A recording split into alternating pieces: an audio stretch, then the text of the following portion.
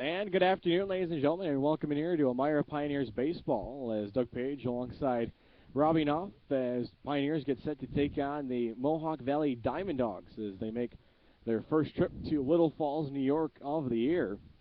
As we are coming to you live from Veterans Memorial Park here in Little Falls, New York, as the two teams both on the field getting their final stretches and warm-ups in before we start our game here this afternoon, set for a 5:05 p.m. first pitch, as it's also the breast cancer awareness game for the Diamond Dogs, so they will be wearing commemorative pink jerseys that will be auctioned off after the game here this afternoon, as it looks like we're just about set here for our managers meeting at home plate, and then we will get going here. Pioneers coming off a loss at home last night against the Newark Pilots as they fell 12-3, and for the Mohawk Valley Diamond Dogs, taking a look at their record on the year, they come into this game with a 1-2 record in the East Division as they sit behind Albany, who is the last undefeated team in the league, entering play today at 3-0, and then Glens Falls, the Golden Eagles, a half game back at 3-1. So, Robbie, taking a look at the standings and how things are shaping up in the East and the West, it looks like it's a wide open race here still early on for the top three teams in each division. Yes, it is, absolutely. So the beginning of the year, especially in Summer League, we have a lot of players who have yet to arrive. The teams are really just figuring out who is your starting lineup, who is your starting rotation. Yeah. And it's going to be interesting. Obviously, you want to win every game possible. It gives you a larger margin of error for later in the year. Yeah, looking at Amsterdam, first time that they've started out 0-3 now in their third year in the PGCBL, the two-time defending champions of this league. Their roster obviously has been kind of hurt by players still being in super regionals and NCAA play. I mean, they started a pitcher the other night in Elmira in right field, and they actually only had 3 position players on their roster. The rest were all pitchers. So a deep pitching staff once the fielders get here, but right now just batting at 165 as a team, which is last in the PGCBL. And as the coaches go over the dimensions here at the field, take a look here at the games last night, at least for Mohawk Valley, as the Diamond Dogs, they squared off against the Glens Falls Golden Eagles, and they were actually tied with Glens Falls going into the 8th inning. It was 4-4, but then Glens Falls erupted to score 6 runs in the inning and eventually come out on top by a 9-4 score, as the Golden Eagles are now hitting .281 as a team, which is tops in the PGCBL. Mohawk Valley, on their end, they're just hitting a mere .190, as that is third place in the East Division, which is also second to last in the league. So Elmira coming in, they had a +11 run differential, Robbie, and now looking after that game against Newark last night, who's got the top scoring offense now in the PGCBL, just a +2 scoring differential in the margin there. It was a little bit interesting for Pioneers pitching last night, a little bit too interesting. They hit 5 batters with pitches and a whole bunch of hits. The defense was a little more sketchy than we've seen in the first 2 games of the year, and that's definitely something that the Pioneers are going to focus on moving forward. Manager Matt Burke has tried to make sure every fielder is at the right position for him to be able to succeed and field the vast majority of balls successfully. And especially, I'm sure we'll be asking all the players, what positions are you comfortable with, and then they'll go out there, see them. And I guess one interesting thing for the Pioneers tonight, we'll talk about the full lineup later, but we have a player, Nick Walker. He's been at second base previously for the Pioneers. He's going to move him over to shortstop. So just a little more of a difficult position, but you never know. Maybe a little more comfortable there, and that can help shore up the Pioneers' defense. Yeah, I definitely think we're looking at this team through the first 3 games of the season. It looks like the outfield is something that has definitely settled in for Elmira. Out in left field, it's been a little bit of a switch. The guys that have been out there, but now Joey Guana, who arrived in town today, he's going to start in left field for the Pioneers tonight. But they've also got center field and right field solidified, with T.J. Dixon in center field, and then Chris Kaluzny, a returner from last year's squad, in right field. Dixon, it's really been a joy watching him in center field. He hasn't really made one of the spectacular plays yet, but really the reason is he's getting to so many balls other fielders will be diving for, and he's just getting there, just running well, really covering a lot of ground and making those catches. And Kaluzny, meanwhile, he also runs well. He's also another one of these speedy players the Pioneers have. Those two really dynamic at the top of the order as well, but he's really stood out a lot for his strong arm in right field. And as we get closer to the start of our game here from Veterans Memorial Park, as the starting lineup being announced for the not the Glens Falls Golden Eagles, but none other than the Mohawk Valley Diamond Dogs. As the Diamond Dogs wearing special pink jerseys today, and Robbie, we were talking about earlier, from a broadcaster's score standpoint, not the best color combination choices, as a very light pink jersey with white numbering and lettering on the jersey, so it's going to be very interesting to see looking out there on the field from our vantage point here on the third base side. Yeah, Doug, we're really going to have to be at the top of our game, really, making sure we know who's at bat, who's on the mound. And, yeah, we hope to give all you guys the most accurate information possible. It's going to be difficult for all of us to see. And we'll go through the starting lineups here for both teams. First, we'll get the starting lineup for the home team, the Mohawk Valley Diamond Dogs. As leading off, it'll be the shortstop, number 10, Trey Stover. Batting second, it'll be the second baseman, number 2, Colin Hawk. Batting third, the third baseman, number 12, Zach Collette. Batting fourth, the designated hitter, number 17, Gus Craig. Batting fifth, it will be the catcher, number 6, Eric Strano. And then batting after him, it'll be the left fielder, number 18, Zane Smith. Now the first baseman, number 22, Justin Thomas. Batting eighth, it'll be the right fielder, number 8, Jason Sullivan. And then batting ninth, it'll be the center fielder, Jake Glosser. As we'll pause here as we get set for the singing of the national anthem.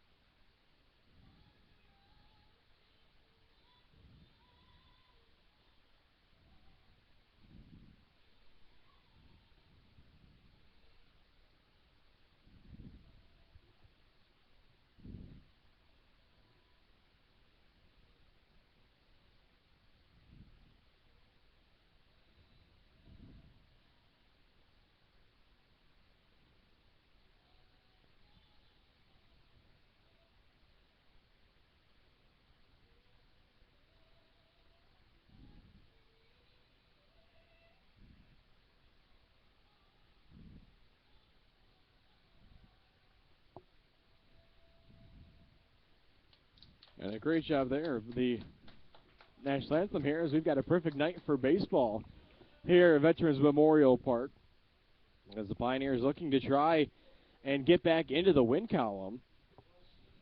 As the kids exiting the field, the Baseball Buddies program, just like the Pioneers do back at Dunfield. Another thing I wanted to mention, Robbie, obviously opening weekend just finishing up at the ballpark. Over 7,000 people coming out to the games at Dunfield. And it was just a great opening weekend. Elmira going 1-1 in their opening homestand, but the weather was nice. The crowd was energetic. It just seems like it was a great time to get baseball back, in the Twin Tiers. Yes, absolutely. As fans, if you want to get to the ballpark, you better get your seats early because it's really been crazy. Long lines outside the field prior to the games. And it's really exciting. Definitely if you're on the field and you hear the crowd cheering for you as loudly as they were. Like there were times in that game last night, the Pioneers were trailing by several runs, but the fans really got into it and they were really being loud. And that's really the way that you can come back. So now we'll get to the Pioneers starting lineup as pretty much the same as it's been over the first 3 games. Leading things off for Elmira to be the right fielder, number 7, Chris Kaluzian. Batting second will be the center fielder, number 1, T.J. Dixon. Batting third, it'll be the shortstop, number 4, Nick Walker. Batting fourth, it'll be the designated hitter, number 10, Christian Santisteban. Batting fifth, it'll be the first baseman, Zach Bellinger. Bellinger joining the team last night, where he hit in the DH spot. Batting after him, it'll be the second baseman, number 6, Pete Carrier. Batting seventh, it'll be the left fielder, number 24, Joe Guarana, in his first game as a Pioneer. Batting eighth, it'll be the catcher, number 26, Jordan Taylor. And batting ninth, it'll be the third baseman, number 5, Taylor Hilson. The starting pitcher tonight for the Pioneers, number 31, Bryson Ho, as he'll get his first pitches on the mound for Elmira. And for the Diamond Dogs, they'll face off against number 35, Nick Petrola. Just looking at his Pioneers lineup for a second. With Guarana making his Pioneers debut, we actually have a couple of cases of 2 players from one school in the lineup tonight. So from Old Dominion, we have Garana and Nick Walker. Then from Manhattan, we have the dynamic duo of Chris Kaluzdian, the Pioneers' leading hitter from last year at 376, and Christian Santisteban, who actually out-hit him during the regular season with the Manhattan Jaspers. And it looks like Santisteban, just looking at his build and how he's shown at the plate for the first 3 games, looks like he's got a good build on him. If he can fill out a little bit more, he's got a good head on his shoulders. Looks like he could be a good all-around player, not only for the Pioneers, but going back to Manhattan for the Jaspers. Yeah, he has really been a sight to see so far. As the throw down to second, and we are going to get things kicked off here from Veterans Memorial Park as Pioneers assistant coach Archie McNeilis heads down to the first base coaching box, and Pioneers manager Matt Birch in his second year at the helm will man the third base coaching box, and Chris Kaluzdian is going to step in here to get us underway on a beautiful night here in Little Falls, New York.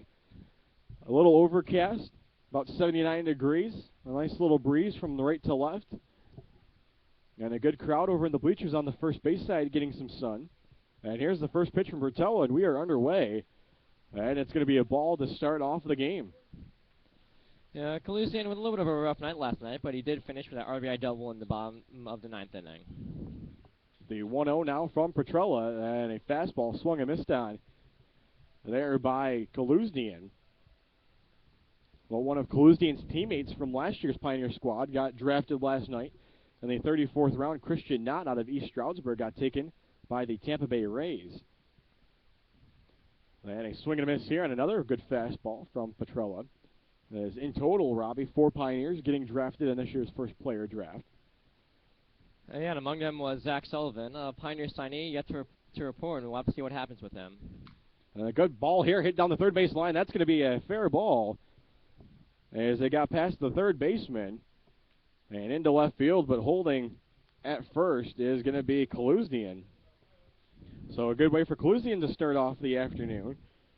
And that'll bring in the Pioneers center fielder T.J. Dixon out of Samford, who got thrown out last night for the first time on the season, had been 4 for 4 in the stolen base category, and then was caught his first time trying to take second. Yeah, great to have the speed at the lineup with Dixon and, of course, Kaluzdian. And first pitch called strike here. Yeah, Dixon at Samford really stood out for both his speed and plate discipline, but coming to Pioneers, really showing what he can do with the bat, and also has really impressed defensively in center field. Having him Kaluzdian is a really big luxury for this Pioneers team. So Kaluzdian leads off at first after the leadoff single past the third baseman. And now an 0-1 pitch. As going down to square at it was Dixon, but he didn't put the bat on the ball. So he's behind the count now, 2 balls and 2 strikes with Nick Walker in the on-deck circle. Yeah, Dixon hoping to throw to the third baseman just a little bit, maybe get a blue over his head. Out of the stretch here, Petrella looks at first, off for second. Kaluzdian, the throw is outside. The throw is offline. As the throw actually went to the second baseman, Robbie, who didn't even have to move. Then Kaluzdian's going to have the stolen base and put a runner into scoring position for Elmira. Yeah, great to see Kaluzdian showing off his speed. And if you're Dixon, you also, they almost did a little bit of a pitch out there. You got the ball. Now doing a little better job getting back count. Now it's 1-2. Let's see if he could extend this at bat. Petrella checks the run of Kaluzdian at second. The pitch is swung on a chopper on the right side. A tough play for the second baseman, and no throw. As safe at first is T.J. Dixon, as Colin Hawk had to range to his left and wasn't able to come up with a throw, but it's a nice play to keep it in front of him. So Elmira's going to have runners down the corners with nobody out. Yeah, that's really what speed can do right there for T.J. Dixon. Didn't hit the ball overly hard, but when the second baseman had to dive, it was going to be a very tough play, and he was able to beat it out. Now the Pioneers, yeah, first and third, nobody out. Great speed on the bases, so if you hit a gapper, then you really might be able to score 2 runs and take the early lead. So Dixon leads off of first, Kaluzdian off of third, nobody out, and the batter is Nick Walker for Elmira.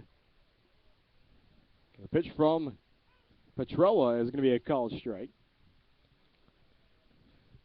Yeah, no, Walker, of course, playing a shortstop for the first time for the Pioneers after starting at second base previously. A little bit of a different look for him, and you never know, also could come him at the plate, just playing in a position he's also played in the past. And the 0-1 is a called strike on the outer half of the plate. Walker took a little look back at the umpire there. And agree with the call. Yeah, umpire maybe was a little bit of a big zone tonight, but it's the type of thing you get used to at the beginning of the game, and then everyone knows what it is. You just have to hope the umpire calls those pitches on the outer corner consistently. Petrella. Dixon's off for second. A swing. That one's into center field. That's going to drop in front of the right fielder. Kaluzdian comes home, and going from first to third is T.J. Dixon, and a nice hit and run there for Elmira. As Dixon goes all the way to third, and Elmira's got an early 1-0 lead. Yeah, that was a really a great piece of hitting by Walker, just drilling the line drive in right center, getting the run in, and Dixon going. You have to wonder whether he would have gone first or third anyway with his speed, but just really making it easily. And now a wild pitcher, a pass ball, and he's going to score. And now up at the plate for the Pioneers is Christian Santisteban. So Santisteban steps in, left-handed batter for Elmira. First pitch to him, the pitch on the outer half of the plate looked good, but no call from the home plate umpire. So the count goes to 1-0. So there's runners again on the corners for Elmira. Still nobody out. They've got one run on 3 hits against the Diamond Dog starter Nick Petrella. Walker leads off of first. He's taken off for second. Swung on by Santisteban. A high pop fly. The center fielder reaching over for it.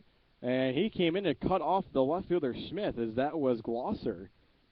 So Glosser ranging over to his right there. It's a cut in front of Zane Smith, and that'll be the first out as the runners had to hold. It was too shallow for T.J. Dixon to tag up. Yeah, Dixon going right to third, faking the tag. You never know. Maybe they do throw the ball, they throw it wildly, and you get to advance. Or sometimes you even see the runner at third, and the fielder gets a little bit flustered. So nice job by Dixon, just playing that pop the right way, and you never know what can happen if the fielder misplays it.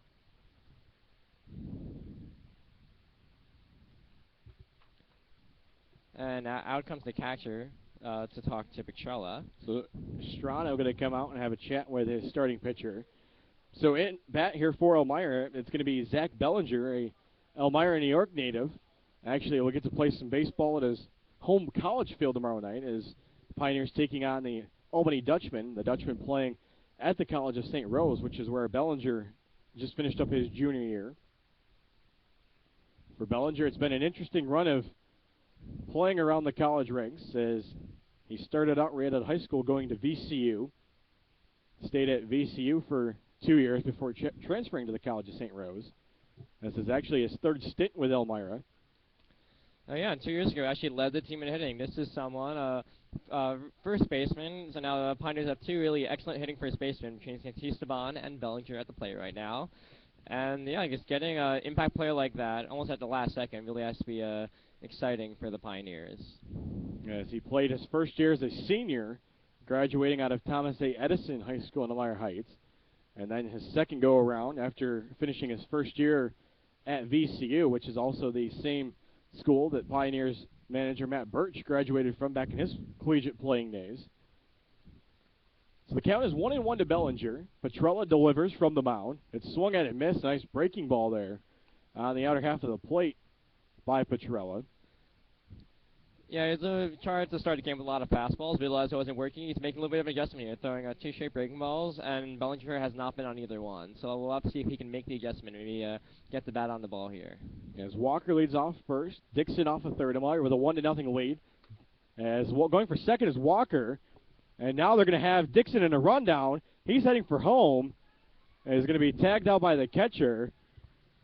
And heading for third was Walker. So Walker initially wanted to steal second, but Dixon was caught a little too far off of the line as there was an alert play by the Diamond Dogs catcher Strano. So they do get Dixon in the rundown, but Elmira does get a runner to third and Nick Walker. So there's 2 away, and the count's still 2 balls and 2 strikes on the batter, Zach Bellinger. Yeah, you have to think that the Pioneers know something about Eric Strano. They've been just running and running and running today, and they've been successful every time, although really unfortunate that Dixon got caught off third there. Although now, a nice job by Walker getting all the way to third himself, so still a runner in scoring position. Here's a pop-up to the left field line. It's going to drop in, and Walker's going to score from third base. So Elmira is going to take a 2-0 lead on the RBI hit by Zach Bellinger. So Bellinger in just his second game looks like he's back into his old form. Bellinger actually spent a year last year down in the Coastal Plains League, playing for the Florence Red Wolves, taking a year away from Elmira. So that'll bring in Pete Carrier for Elmira, the Pioneers' second baseman. And for Carrier, he is out of Wofford. Elmira over the years has usually had one or two players, seems like every year, that come from Wofford. Yeah, always nice to have a good reputation with the school, and here's a guy in Canada who's really looking to establish himself after not playing much with Wofford last season. And as that ball went right into the Pioneers' dugout, and the count will be no balls and 2 strikes to Carrier. You know, 0-2 count pitcher Michelle has options. Is he going to go back with their fastball? Maybe should have breaking ball that used a couple times successfully against Bellinger. So let's see what he does. And that one's just high, so it's going to be a 1-2. So the left-hand hitting Carrier. Carrier got kind of we were talking about before the game. Kind of got that build of a Dustin Pedroia for the Red Sox. Doesn't have a lot of the height or the speed that you would see from a fielder, but he's just got that tenacity out there in the field. Yeah, and baseball's really a game where the shorter players, it certainly doesn't stop them. Yeah, if you can hit, you can hit, and a lot of these guys, they can move quickly, they can be good defensive